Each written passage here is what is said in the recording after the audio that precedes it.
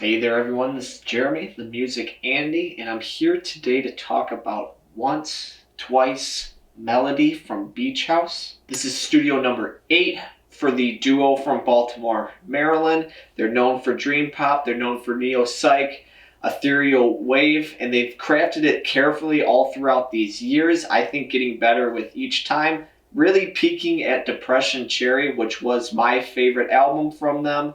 It has some of my favorite tracks from them. I know Space Song is a huge song, but it is a fantastic song nonetheless. Like I was saying, they have a very consistent discography, very hazy, euphoric synths, very lush, angelic vocals. The guitars are often reverbed, compressed, sometimes even a little bit shoegazy, kind of making a little bit of a wall of noise going on. And overall, they just have a very dreamlike production on a lot of their songs. They're very lush, kind of lullaby-ish, really putting you to sleep and putting your head on a soft pillow while you're listening to them, and I think it's fantastic music for the most part. All of these ideas are continued on to this new album. It is 18 songs that is divided into 4 chapters, those 4 chapters being Pink Funeral, New Romance, Masquerade, and then Modern Love Stories.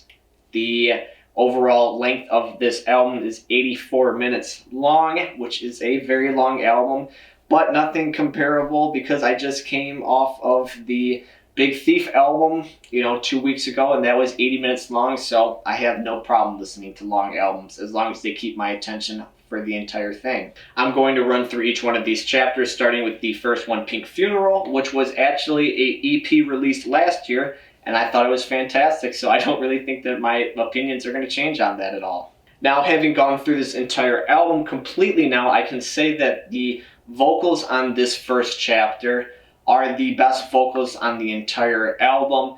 The melodies are very catchy. The vocals are very forefront and the focus point on these songs. There's this euphoric film projector-like synth that comes out and I think is a staple part of this first chapter, being on the first song and on the last song. Altogether, this is classic Beach House for the first 4 songs. Nothing feels out of the ordinary. These are super sweet hooks, choruses, like I was saying. Very euphoric, dreamy-like synths. And the guitars, again, are reverbed and condensed, having moments of delay in them as well. I think all of the songs on this are good. The big standout for me is Pink Funeral, which has delayed vocals. It's got these quick, sharp string sections and this very driving rhythmic bass that is very deep and commanding in sound, kind of dictating the tempo of the track. The ending of Through Me has this very immersive cloud-like environment from the synthesizers. It's a perfect play off into the next album. And after the fade out, we move into New Romance. And this one is a lot more focused on the instrumentals and it is more neo-psych in sound. The vocals on these tracks are a lot more texture-based. They're adding a lot more to the sound through effects. I think a perfect example of that is Runaway, which is the first track on this chapter. ESP is definitely my favorite song of this entire chapter, though. It is the most going on instrumentally. It's constantly evolving, adding new tones in, removing tones, improving upon tones, and changing the way that the instruments are even played, going from normal guitar to a more of a slide guitar at moments as well. It's heavy on the Sgt. Pepper's vibe for me. There's a lot of grand scale climb-ups and then easy come-downs with lush vocals. Just really sounds like Sgt. Pepper's to me with the psychedelic feel to it. Not only is ESP my favorite track on this section of the album, it's my favorite track on this entire album, spoiler alert, but I just think the attention to detail is at a high here. It's really demanding my attention, not something that Beach House is typically known for, especially for me as a listener, and I really enjoyed that. Let's take it a step even further and just say that this second chapter altogether is the standout for me, and this is when I start to think that things take a little bit of a downturn for me in my enjoyment of the album, but that's not to say that the other chapters are bad by any means. Chapter 3, Masquerade, is the chapter that really does not demand your attention as much. This is a lot more of the lullaby dream focused songs. The synthesizer is the main driving force on this. Other instruments really aren't found on these tracks except for the drums, a little bit of the bass, but again, done much more in a synth way. Another Go Around really isn't a song that I find myself too attracted towards, but in this chapter it is one of my favorite ones. The lush, euphoric synths just really drowning out all the sounds going on, and being a very ambient drone section, it's just incredible on my ears. Again, adding that lullaby feel to me where I can completely relax and just kind of vibe to what I'm listening to. Masquerade, though, is my favorite song on this section, I would say altogether, though Another Go Around again is a very pleasant listen. Masquerade challenged me a lot more.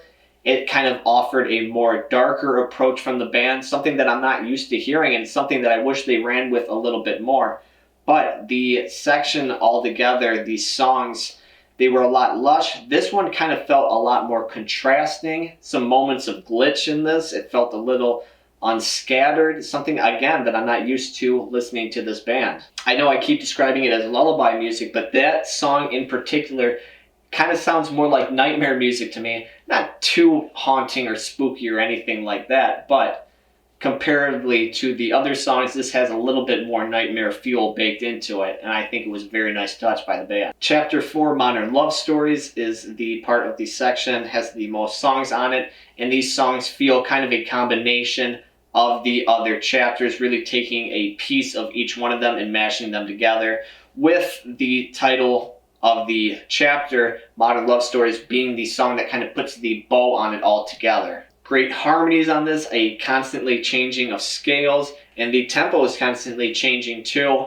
It all ultimately comes together to a boiling point and then starts to boil again until it just dissipates out, leaving a very pleasant listen to me. Honestly, I didn't feel a lot from the first 3 tracks on this as I was going through the album. I think that they're very unique and very creative, but going through this album, an album that is 84 minutes in length, and some songs that feel a little vibe-ish, by the time that I reached this point of the album, sometimes I was fading in and out of attention and just being distracted at other things. Now, if you're picking up this album and trying to make a playlist, picking good songs that you like out of it and kind of putting them all together, I think this final chapter has some songs, Finale being the one of the 3 in the beginning that I did not like as much, being the standout one that I would choose from them. But, like I was saying, 84 minutes in length, listening to this, I started to kind of zone out at this section, which kind of, is a little bit of a drawback for the album for me. The front half, though, as I was saying, definitely impressed me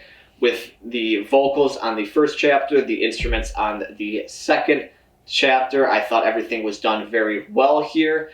This is a band that I think is a consistent listen for the most part through the album. No really standout moments, with a few key standout songs, but for the most part I expect nice, easy listening songs that have a few memorable moments, and that's exactly what Beach House gave to me on this album. This might not be my favorite album from the band, but it definitely has some of my favorite tracks. I wish that they would cut off some of the fat on the back end, and this probably would have been my favorite album from them. With that being said, I'm going to give it 7.9 lollipops out of 10 for being so sweet. What did you think of this album? What albums would you like for me to review in the future? Please leave a comment below and let me know. Subscribe if you like the content, and I hope that you have a wonderful day.